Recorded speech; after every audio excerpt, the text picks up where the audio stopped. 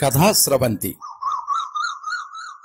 నిరంతర కథాప్రసార వాహిని కథాస్రవంతిని ఆదరిస్తున్న అభిమాన శ్రోతలకు నమస్కారం. ఈనాటి కథకు స్వాగతం. పిల్లల కథల పరంపరలో కథాస్రవంతి ఈరోజు వినిపిస్తున్న కథ మారిన జోగులు. రచన శ్రీ కెవి లక్ష్మణరావు. 9014659041. వినిపిస్తున్నది పప్పు భోగారావు. శ్రీ కెవి లక్ష్మణరావు గారిది తూర్పుగోదావరి జిల్లా పి గన్నవరం మండలం మానేపల్లి గ్రామం. రచయిత అయిన తండ్రి గారి నుంచి స్ఫూర్తి పొంది రచనా వ్యాసంగం చేస్తున్నారు. బాల సాహిత్య రచయితగా 150 పైచిలుకు కథలు రాశారు. వీరి బాల సాహిత్య రచనలు పలు పత్రికల్లో ప్రచురితమయ్యాయి. వీరి పలు కథలు కథాస్రవంతిలో ప్రసారమయ్యాయి.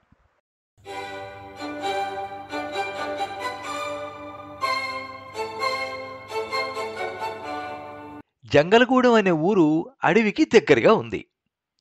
ఆ గూడెంలో నివసించే ఆదివాసీలు ఎక్కువగా తేనె అమ్ముకుంటూ జీవిస్తారు. జోగులు, మణి ఇద్దరూ ఇరుగు పొరుగు పిల్లలు. కానీ జోగులకు చదువుకోవడం నచ్చదు. బడికి వెళ్ళడం అస్సలిష్టం ఉండదు. తాతయ్యతో కలిసి అడవికి వెళ్ళడం అంటే ఇష్టం. తాతయ్య చెట్టెక్కి తీసిన తేనెను సీసాలోకి జాగ్రత్తగా నింపడం అంటే ఇష్టం. అదే వాడి దినచర్య. ఒకరోజు మణి బడికి వెళుతూ, జోగులు, టీచర్ నిన్ను బడికి రమ్మంటున్నారు. బడికొస్తే చక్కగా ఆడుకోవచ్చు, పాడుకోవచ్చు, బాగా చదువుకోవచ్చు. బడికి పోదాం పదా అంది. అడవిలో నెమళ్ళతో ఆడుకుంటాను, కోయిలలతో కలిసి పాడుకుంటాను. నువ్వు నేర్చుకునే అక్షరాలు, అంకెలు తేనెకన్నా తీయగా ఉండవు. ఇంకెందుకు చదువు, నేను రాను అన్నాడు. అలా అనమాకు జోగులు, చదువుకుంటే గొప్పవాడు అవుతావురా, బడికి వెళ్ళరా. తాతయ్య కూడా బ్రతిమారుతూ అన్నాడు. వద్దు తాత, నేను బడికి వెళ్ళను. తాత మాటను వినిపించుకోకుండా అన్నాడు. మోండోడు రాజు కన్నా బలమైనోడు. మణి, ఆడిని బతిమాలితే నీ చదువు పాడైపోద్ది. నువ్వైనా చదువుకో. ఆదివాసుల పిల్లల్లో చక్కగా చదువుకుని చుక్కల్లో చందమామలా ఎలిగిపోవాలా. తాతయ్య అనగానే మణి పుస్తకాల సంచి పట్టుకుంది. బడికెడుతూ, జోగులు కూడా రోజు బడికొస్తే బాగుండు అనుకుంది.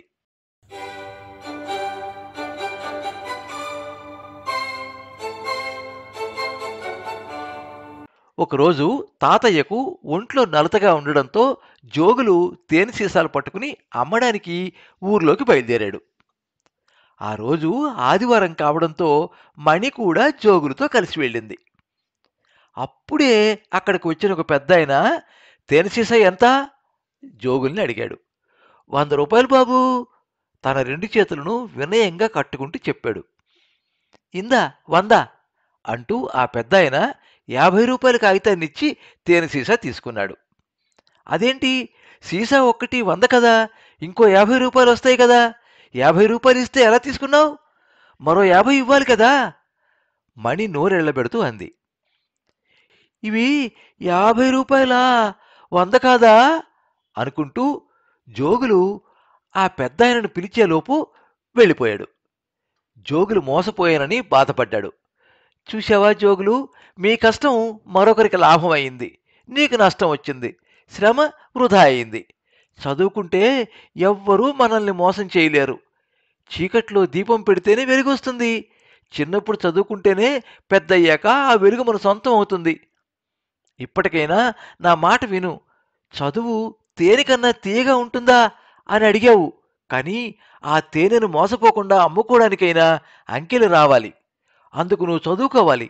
బడికి వచ్చి చదువుకో అని చెప్పింది మణి. ఇన్ని విషయాలు నీకెలా తెలుసు మణి అడిగాడు ఆశ్చర్యపోతూ. బడిలో టీచర్ చెప్పారు అంది మణి. మణి మాటలతో జోగులు ఆలోచనలో పడ్డాడు.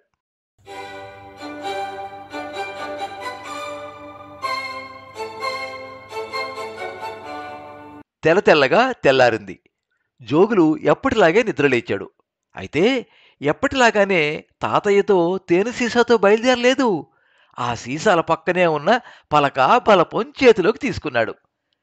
తాతయ్య, ఈ రోజు నుండి నువ్వు అడవికి, నేను బడికి అన్నాడు పుస్తకాల సంచిని భుజాన తగిలించుకుంటూ. మనవడిలో వచ్చిన మార్పుకు తాతయ్య చాలా ఆనందించాడు. మణితో కలిసి బడికి బయలుదేరుతున్న జోగుల్ని మెచ్చుకోలుగా చూశాడు.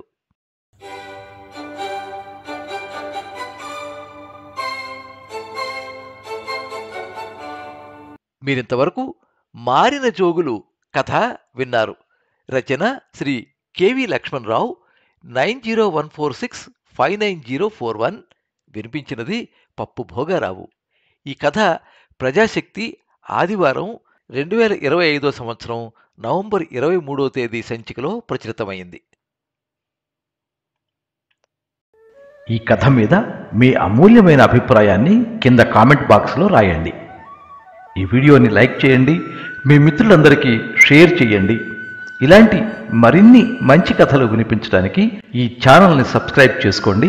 పక్కనే ఉండే బెల్ ఐకాన్ని క్లిక్ చేస్తే ఇలా అప్లోడ్ చేసే వీడియోల వివరాలన్నీ కూడా మీకు ఎప్పటికప్పుడు నోటిఫికేషన్ ద్వారా తెలుస్తాయి. ఎప్పుడు మీ అభిమానాన్ని కోరుకునే పప్పు భోగారావు. సర్వే జనాః సుఖినో భవంతు. కథా స్రవంతి